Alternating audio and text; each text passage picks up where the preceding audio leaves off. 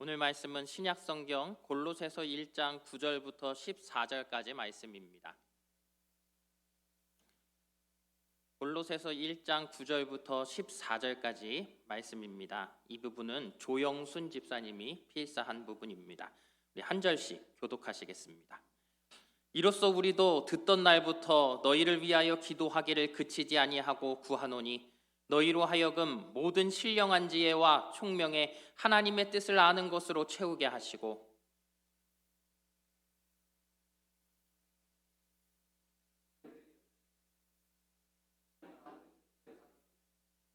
그의 영광의 힘을 따라 모든 능력으로 능하게 하시며 기쁨으로 모든 견딤과 오래 참음에 이르게 하시고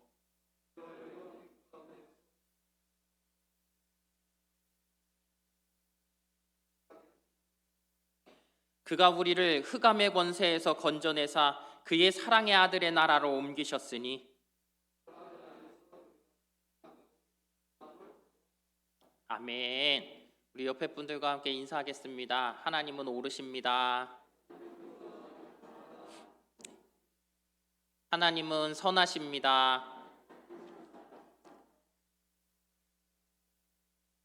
식사를 하고 오셔서 아주 생기가 돌죠. 네, 너무 좋은 것 같아요. 우리 골로새서 이번은 세 번째 시간입니다. 지난 시간 사도 바울은 골로새 교회 교우들의 믿음과 사랑과 소망으로 인하여서 감사함을 전했습니다. 또 오늘 말씀을 보면 바울은 또 감사할 뿐 아니라 그들을 위해 기도를 하고 있는 것을 보게 됩니다. 여러분, 우리가 성경에 나오는 이 기도들을 보게 되면 항상 우리가 눈여겨보아야 할 필요성이 있습니다. 왜 그렇습니까?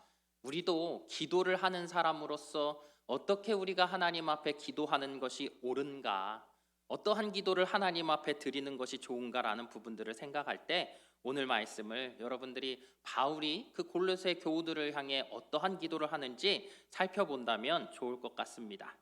사도 바울은 골로새 교인들을 위해 무엇을 지금 기도하고 있습니까? 본문에서 두 가지를 놓고 기도하는 것을 볼 수 있어요. 9절 10절 말씀입니다. 함께 있습니다. 이로써 우리도 듣던 날부터 너희를 위하여 기도하기를 그치지 아니하고 구하노니 너희로 하여금 모든 신령한 지혜와 총명에 하나님의 뜻을 아는 것으로 채우게 하시고 주께 합당하게 행하여 범사에 기쁘시게 하고 모든 선한 일에 열매를 맺게 하시며 하나님을 아는 것에 자라게 하시고 아멘. 사도 바울이 첫 번째로 기도한 것은 하나님의 뜻을 아는 지식으로 그들이 채워지기를 위해 기도하는 것을 봅니다. 또 두 번째로는 행함과 삶을 위하여 기도하는 것을 보게 됩니다. 여러분, 기도가 바로 그런 것이에요. 바른 지식을 위한 기도, 바른 삶을 위한 기도, 이것이 바로 짝을 이루어 우리가 하나님 앞에 기도하게 되어진다라는 거예요. 그런데 사람들은 흔히 뭐라고 합니까? 우리가 내가 아는데 잘 되지 않아요. 하나님의 말씀 내가 들어서 잘 아는데 그 말씀대로 사는 게 너무 힘들어요 라는 이야기들을 많이 한다라는 거죠. 물론 우리가 인간인지라 참 부족함이 많이 있어요. 그래서 그 하나님의 말씀을 쫓아 산다는 것이 쉬운 일은 아니에요. 그러나 우리가 이렇게 고백함 속에는 무엇이 들어 있습니까? 한편으로 생각해 보면 내 게으름이 있지 않은가 하는 생각을 하게 되어지는 거예요. 내가 안다라는 것, 주의 말씀을 내가 온전히 안다라는 것, 하나님께서 나에게 바른 지식을 주셔서 내가 그 지식을 갖게 되어지면 나는 어떻게 되는 거예요? 결국 그 지식 때문에 내가 행하지 않는 것이 좀 내 마음 가운데 걸림이 생기는 것이지요. 여러분, 우리 그렇지 않습니까? 어디를 지나가다 무엇인가 쓰레기가 떨어져 있어요. 우리 교회 안에 무언가 이 조그마한 쓰레기가 떨어져 있어요. 그러면 내가 지나가면서 그냥 지나칠 수도 있는데 지나치면서 어떤 생각을 하는 거예요? 저거 내가 주웠어야 되는데. 그런 생각이 들지 않습니까? 마찬가지예요. 하나님의 말씀이 내 안에 스며들기 시작하면 그 말씀을 알면 알수록 나는 어떻게 되는 거예요? 그 말씀에 준해서 살아야 된다라는 것을 스스로 깨닫게 돼요. 알게 되어진다라는 거예요. 그러면 내 삶이 바뀌어져야 정상이라는 것이죠. 성경적 관점에서 바로 이 안다라는 것, 내가 하나님을 안다라는 것, 그것이 바로 바르게 사는 것, 그것과 연결되어져 있다라는 것을 지금 말씀하고 있는 것이에요. 그래서 마태복음 7장 24절 말씀을 함께 봅니다. 마태복음 7장 24절 말씀 함께 있습니다. 나의 이 말을 듣고 행하는 자는 그 집을 반석 위에 지은 지혜로운 사람 같으리니. 아멘. 듣고 알고 삶으로 실천하는 것은, 이것은 우리가 분리될 수 없다라는 거죠. 알면 행하게 되어 있습니다. 바르게 아는 것과 바르게 사는 것은 붙어 있다라는 거예요. 그러니 여러분 어떻습니까? 이 성경이라는 것은, 성경은 우리가 읽으면 읽을수록 하나님께서 우리에게 알게 하신다라는 것은 내 삶을 바꾸어 가게, 바르게 살게 인도하시는 것임을 우리가 알아야 할 것입니다. 사도 바울의 이 두 가지 기도 제목을 그래서 우리가 좀 더 구체적으로 살펴보면, 먼저 우리 9절 하반절 말씀입니다. 9절 하반절 말씀 함께 있습니다. 모든 신령한 지혜와 총명에 하나님의 뜻을 아는 것으로 채우게 하시고. 아멘. 첫 번째는 하나님의 뜻을 아는 지식을 구하였다라는 거예요. 사도 바울이 그 골로새 교회 성도들을 향해 구한 것, 하나님 앞에 기도한 첫 번째는 하나님의 뜻을 아는 지식을 그들에게 더하여 달라라는 것이죠. 왜 그렇습니까? 여러분, 우리가 예수님을 구주로 영접하고 그분을 알게 되면 어때요? 그러면요, 우리가 하나님의 뜻을 아는 신령한 지혜와 총명이 우리에게 생겨나기 시작해요. 하나님께서 우리에게 그런 신령한 지혜와 총명을 더하여 주시는 거예요. 그러니 어떻습니까? 내가 예수님을 몰랐을 때는 하나님을 인지하지 못했어요. 이 세상이 그저 그냥 날마다 돌아가는 쳇바퀴 같이 하루하루가 돌아가는 것처럼 여겨졌었어요. 그런데 내가 예수님을 알고 나니까 어때요? 나 스스로가 하나님을 알게 되어지는 거예요. 하나님께서 알게 하시는 것이지요. 그러니 어때요? 내 삶의 주관자가 누구신지 내가 알게 되어지는 거예요. 예수님을 안다라는 것, 믿는다라는 것, 그것은 바로 내가 하나님을 인식하기 시작하는 것, 또한 하나님의 그 나라가 언젠가 우리에게 임하실 것임을 우리가 알게 되어지는 것입니다. 그러니 하나님의 뜻을 아는 것, 이것은 정말로 중요한 일인 거예요. 그것을 아는 순간부터 하나님의 신령한 지혜와 총명이 여러분들에게 임하여 질 것입니다. 그래서 우리는 어때요? 그 총명한, 그 신령한 지혜와 총명으로 인해서 하나님의 뜻을 구별하기 시작하는 거예요. 우리의 삶 가운데 수많은 일들이 일어나는데 이 일들을 바라보면서 하나님께서 원하시고 뜻하시는 그 계획하심이 무엇인지 우리가 생각해보고 또 기도하게 되고 하나님께 여쭙게 되고 알게 되어진다라는 사실입니다. 이것이 하나님께서 우리에게 주시는 은혜예요. 그런데 사람들은 마치 이 은혜가 특정한 사람들에게 주어진다라는 생각을 하는 사람들이 있어요. 그런데 여러분, 그렇지 않습니다. 그런데 우리 성도들은 또 보면 한편으로는요, 집안에 어떠한 대소사가 있으면 우리 목사님들한테 자꾸 찾아오세요. 찾아오시고 물으세요. 아니, 우리 딸이 결혼할 사람을 데리고 왔는데 이거 결혼시켜야 돼요, 목사님?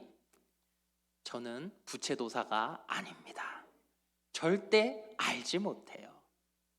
여러분, 하나님께서 주신, 저에게 주신 그 총명함이라는 것은 뭐예요? 하나님의 말씀을 묵상하며 그 말씀을 통하여 우리 성도들을 바른 길로 인도하는 것, 그것을 저에게 주신 것이에요. 여러분들에게 또 주신 것은 뭐예요? 여러분들의 삶 속에서 그 삶을 하나님께서 원하시는 대로 지혜롭게 살아갈 수 있도록 하나님께서 그 총명함을 지혜와 더불어 허락하여 주시는 거예요.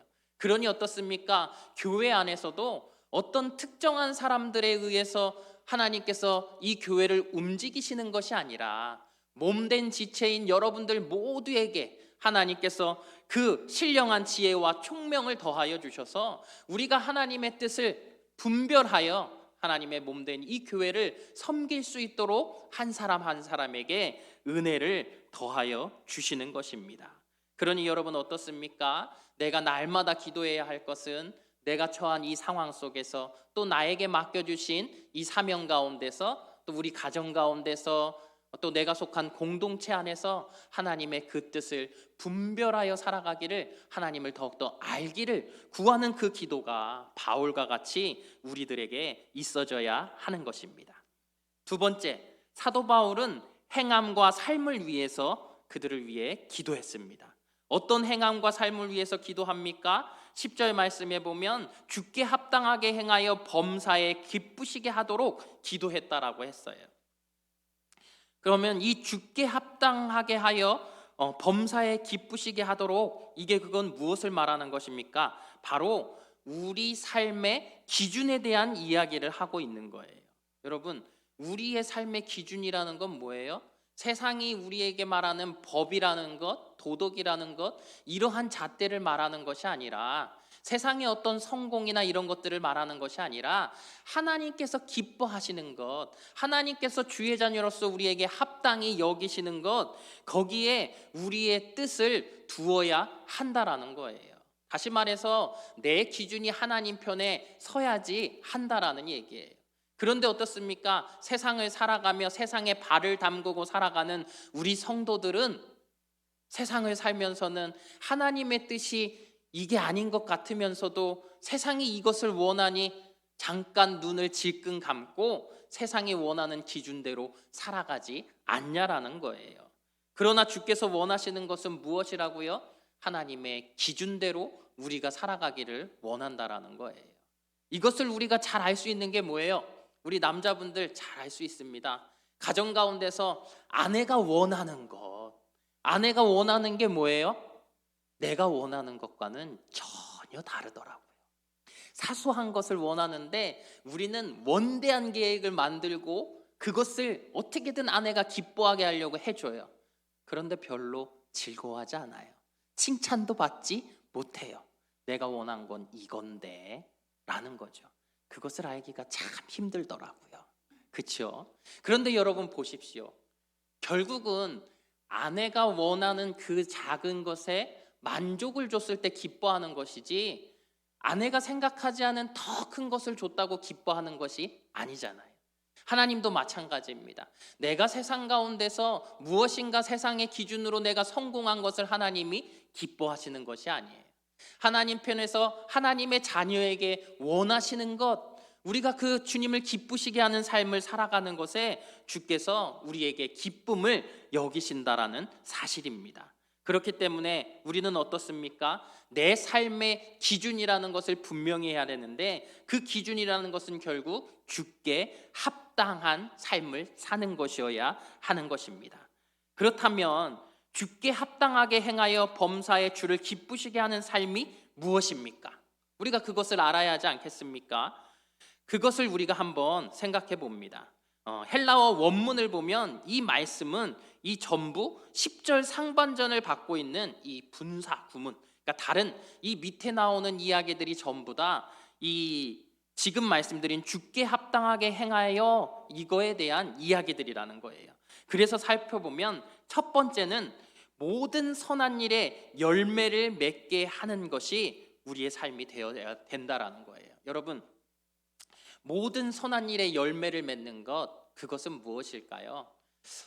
저는 한번 생각을 해봤어요. 그랬더니 나라는 사람이 조금씩 믿음의 삶을 더해 갈수록, 그 연한을 더해 갈수록 내가 생각하는 것들이 바뀌기 시작하고 내가 무엇인가 받기만 하였던 것들이 베풀게 되는 삶으로 바뀌어지는 것들, 내 삶이 하나님을 알므로 인하여서 변화된 삶, 그것을 통해서 계속해서 무엇인가 세상 가운데 주의 이름으로 열매 맺는 것, 그것이 아니냐는 거예요. 여러분들은 어떻습니까?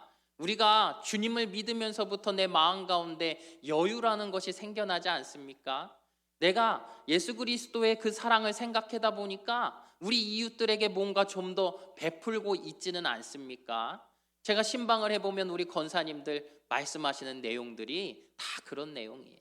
아니, 옆집에 혼자 사는 아저씨가 있는데 아휴, 그 사람 불쌍하잖아.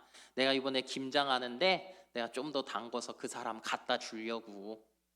또 무엇인가 나에게 남는 것이 있으면 그냥 보지 못해요.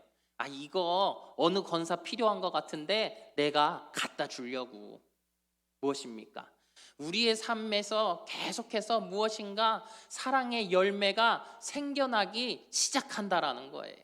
그것이 결국은 내 안에 예수 그리스도께서 계시기 때문에 하나님께 합당한 삶을 살기 위한 내 모습으로 바뀌어져 가는 부분이라는 것이지요. 그러니 어때요? 내가 나이가 많아지면 많아질수록 신앙의 연륜이 깊어지면 깊어질수록 내 삶 속에서는 그러한 선한 열매와 영향력들이 더 커져야 하는 부분인 것입니다. 두 번째, 하나님을 아는 것에 자라게 하는 것입니다. 그것은 무엇이지요? 다른 것이 아니에요. 여러분, 우리가 주의 말씀을 묵상하는 것, 그 말씀을 깨닫는 것이라는 것은 그냥 이제 시간이 내가 벌써 신앙생활한 지 30년이 다 됐으니까 나는 모든 것을 다 하는 것, 그것이 아니라는 거예요. 저는 요즘 이 다니엘 기도회를 하면서 매일매일 새롭게 깨달아요. 어쩜 그렇게 하나님께서는 같은 말씀이고 내가 묵상했던 말씀인데 저 사람에게는 저렇게 깊은 은혜를, 또 내가 깨닫지 못한 은혜를 주실까라는 생각을 하게 돼요. 특히 우리 그 손경민 목사님이 찬양의 그 가사들, 정말 아름다운 찬양들을 많이 쓰셨는데 그 찬양을 쓰기까지 본인이 경험했던 이야기들을 들으면서 그 안에서 많은 것들을 느끼게 돼요. 얼마나 많은 것들을 경험했으며 얼마나 많은 그 신앙의 체험들이 있었으며 하나님께서 그 고통 가운데 힘든 순간들 속에서 그 큰 사랑을 주셨는가? 그러니 깊이 있게 하나님을 알아가는 것은 아닌가라는 생각을 하게 됩니다. 그러면서 드는 생각이 뭐예요? 나도 내 삶 속에서 하나님을 좀 더 깊이 있게 알아야겠다라는 생각을 하게 되어지는 것이지요. 여러분 어떻습니까? 70이 됐다고, 80이 됐다고 예전에 그 말씀이 그대로 나에게 동일한 은혜로만 다가옵니까? 그렇지 않지요. 내가 경험한 그 세월 속에서 나는 이 말씀이 나에게 다시금 다른 느낌으로 다가오는 것을 느끼는 거예요. 그러니 우리는 평생토록 하나님을 아는 그 지식을 쌓는 일에 게으르지 말아야 할 것입니다. 열심을 내어야 할 것입니다. 세 번째, 그의 영광의 힘을 따라 모든 능력으로 능하게 하시며 기쁨으로 모든 견딤과 오래 참음에 이르게 하는 것입니다. 이건 무슨 이야기입니까? 여러분, 우리가 이 성도된 삶을 산다라는 것은요, 가만 보면 내 힘으로는 할 수가 없어요. 아니, 교회 행사를 한두 개 하고 나면요, 제 이 열이 여기까지 오르락내리락 해요. 왜 그럴까요? 무엇인가 이 계획한 대로 안 돼요. 저는 특히 이 줄을 좀 이렇게 쫙 맞춰야 되고 각을 잡아야 돼요. 장교 출신이라 그런가. 근데 트리도 딱 오면 보이는 게 뭔지 아세요? 지난해에는 트리 저 눈꽃 모양 트리가 하나, 둘, 셋, 넷이었는데 왜 이번엔 모양이 틀리지? 이런 생각만 드는 거예요. 그런데 이게 또 이 트리를 한 사람이 승아래요. 승아, 우리 미대생이 지난번 트리는 왜 이렇게 촌스러워? 웃으면서 한 얘기인데 그런 거라는 거죠. 여러분, 제가 하는 이야기는 뭐 이렇게 우리가 오해하라고 드리는 말씀이 아니라 그런 것들이에요. 내 안에 있는 것들이 이제 새롭게 또 발견되어지고 또 내가 내 힘으로는 도저히 할 수 없는 것들을 하나님의 능력으로 하게 되어진다라는 거예요. 하나님의 능력을 가지면 나의 이 부족함도 유연함으로, 그리고 나의 이 시야도 하나님께서 바꾸어 주신다라는 거예요. 그런 면을 생각해 보니까 그런 것 같아요. 다니엘 기도회가 21일 동안 되어지는데 20분의 강사님이 나와요. 작년에도 그 20분의 강사님이 나왔는데 저마다 이 겪고 있는 고난이 나의 삶의 모습이라는 것이, 나라는 사람이 다 다르더라는 거죠.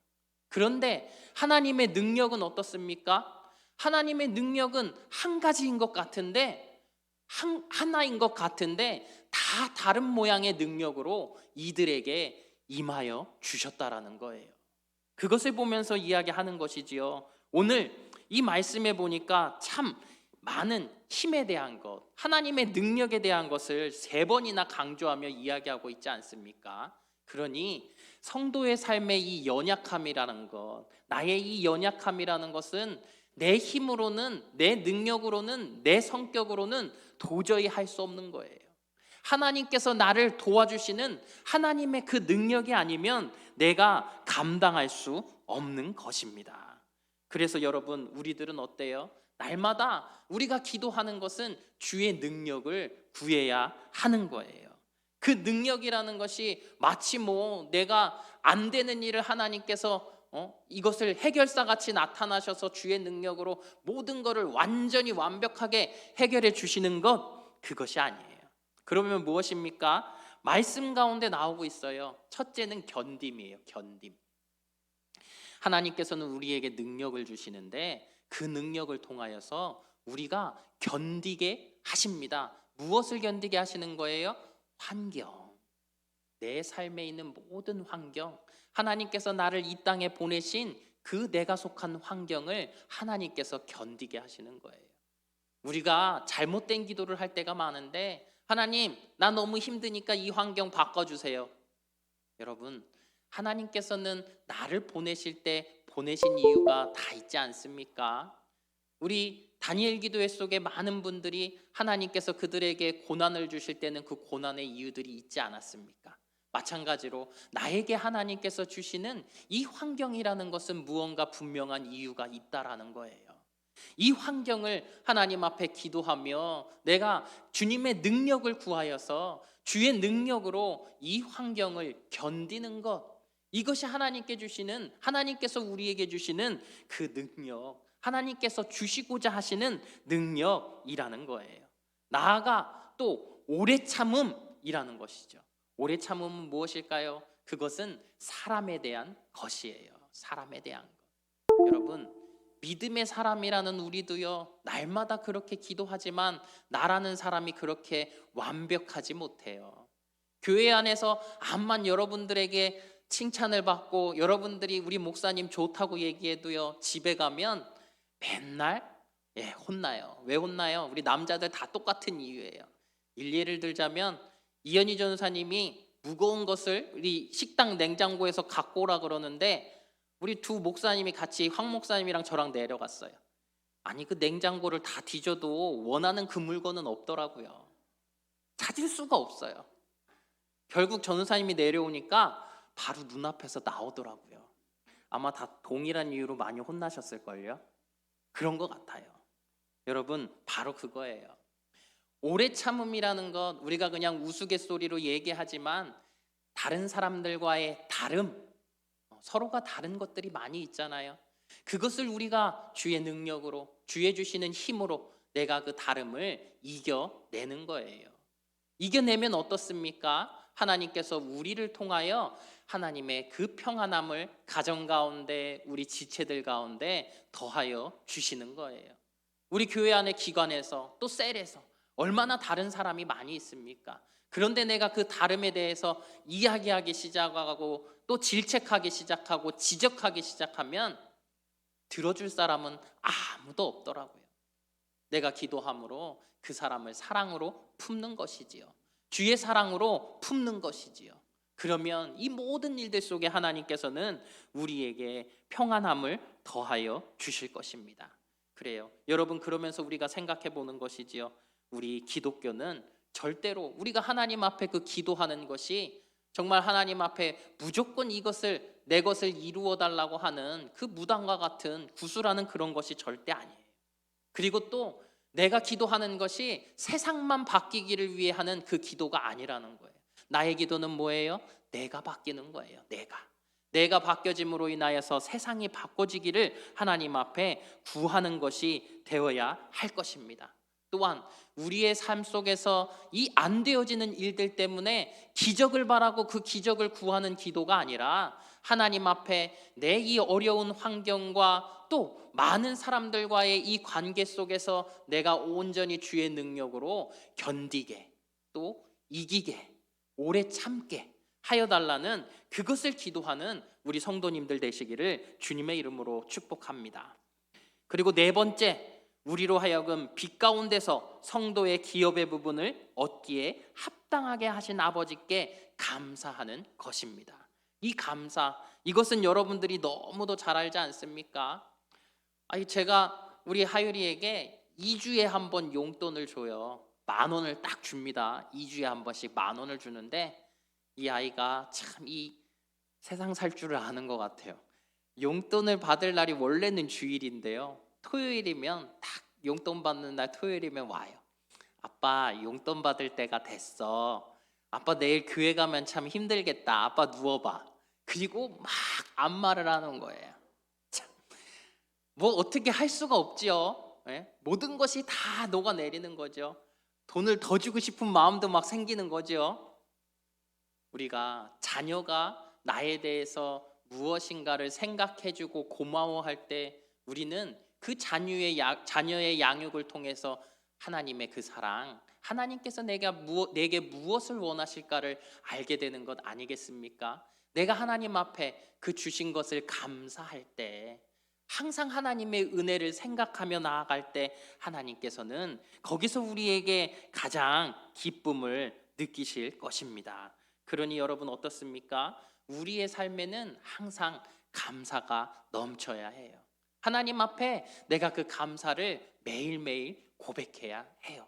찬양의 가사들처럼 우리가 정말 그렇게 감미로운 그 말들을 할 수는 없지만 내 온 마음을 다하여서 하나님을 찬양하고 또 하나님 앞에 나아가 기도로 아랠 때 우리 하나님께서는 우리의 삶 가운데 우리가 기도하는 그 모든 일들을 들으시고 내가 하나님을 바르게 알 수 있도록 인도해 주실 뿐더러 그 바르게 알을 통하여 내 삶이 변화될 수 있도록 하나님께서 은혜를 더하여 주실 것입니다.